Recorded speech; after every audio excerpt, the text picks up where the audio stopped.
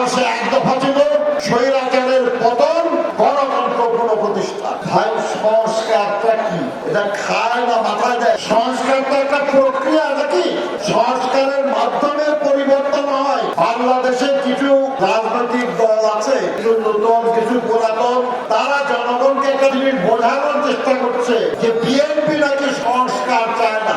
ভাই সংস্কারটা কি? এটা খায় না মাথায় দেয়? সংস্কারটা একটা প্রক্রিয়া নাকি? সংস্কারের মাধ্যমে পরিবর্তন হয়। বাংলাদেশের যত গুরুত্বপূর্ণ কল্যাণকর পরিবর্তন তার সবগুলি এসেছে বিএনপির হাত ধরে। মহান মুক্তিযুদ্ধ করে আমরা দেশটা স্বাধীন করেছিলাম গণতন্ত্রের জন্য। মাত্র কয়েক বছরের মধ্যে সেই গণতন্ত্র জবাই করা হয়েছিল, একদলীয় স্বৈর শাসন বাকশাল কায়েম করা হয়েছিল। ইতিহাস সাক্ষী, ওই একদলীয় বাকশালের ব্যবস্থানের উপর বহুদলীয় গণতন্ত্র প্রতিষ্ঠা করেছিলেন কে? বিএনপির প্রতিষ্ঠাতা শহীদ প্রেসিডেন্ট জিয়াউর রহমান উত্তম। সংস্কার কে করেছিলেন? সংবাদপত্রের স্বাধীনতা, মত প্রকাশের স্বাধীনতা সংস্কারের লক্ষ্য। মাত্র 4টা পত্রিকা ছিল এই দেশে, সব বন্ধ করে দেওয়া হয়েছিল। সবগুলি পত্রিকা খুলে দিয়েছে কে? বিএনপির প্রতিষ্ঠাতা শহীদ রাষ্ট্রপতি জিয়াউর রহমান উত্তম। তাহলে সংস্কার কে করেছে? কত কথা কতজন বলেন। আর আমার বয়স 78 বছর। 5 তারিখে তো আমিও জেলখানায় ছিলাম। আমার মতো বিএনপির আরো অনেক নেতা জেলখানায়। যারা গল্প করেন তারা কয়জন ছিলেন জেলখানায়? আমাদের এই জুলাই আগস্টের আন্দোলনে 418 জন আমাদের নেতাকর্মী নিহত হয়েছে। বলেন কে কয়জন, তার কয়জন লোক নিহত হয়েছে? এই লড়াই আমরা করি নাই? আমরা তো বলছি এই লড়াই। আর লড়াই না করলে নতুন গ্রেপ্তার না করে আমাদের গ্রেপ্তার করে কেন?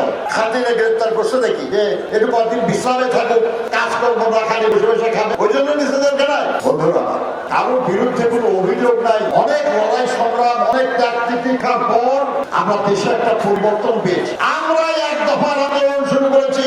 আমার সে এক দফা দিল স্বৈরাচারের পতন, গণতন্ত্র পুনঃপ্রতিষ্ঠা। এই স্বৈরাচার ফ্যাসিবাদে পরিণত হয়েছে। পতন ঘটেছে, দাবির একটা অংশ আদায় হয়েছে। ফ্যাসিবাদের পতন হয়েছে, কিন্তু গণতন্ত্র এখনো পুনঃপ্রতিষ্ঠা হয় না। সেই গণতন্ত্র পুনঃপ্রতিষ্ঠার লড়াই আমরা চালিয়ে যাচ্ছি। এই গণতন্ত্র পুনঃপ্রতিষ্ঠা স্থানীয় সরকার নির্বাচনের মাধ্যমে হয় না। হয় ইউনিয়ন পরিষদে সব আসন আপনার পেলে গভর্নমেন্টে যেতে পারবেন, উপজেলা সরকারে যেতে পারবে, পৌরসভায় দিতে পারবে। এই নির্বাচন গণতন্ত্র পুনঃপ্রতিষ্ঠান না। গণতন্ত্র পুনঃপ্রতিষ্ঠার নির্বাচন হলো জাতীয় সংসদ নির্বাচন। এখন যত সংস্কার আপনি করেন না কেন, যদি কোনো আইনের পরিবর্তন করতে হয়, যদি সংবিধানের পরিবর্তন করতে হয়, তাহলে সেটা করতে হবে জাতীয় সংসদ। সেই জন্যই আমরা বলি সর্বাগ্রে জাতীয় সংসদে নির্বাচন করতে হবে। এটা ক্ষমতায় যাওয়ার জন্য না। আমরা কখনো বলি না যে বিএনপিকে ক্ষমতা বসায় দেন। আমরা বলেছি সংসদ নির্বাচনের ব্যবস্থা করে জনগণ যাকে সমর্থন করবে, যাকে মেজরিটি দেবে,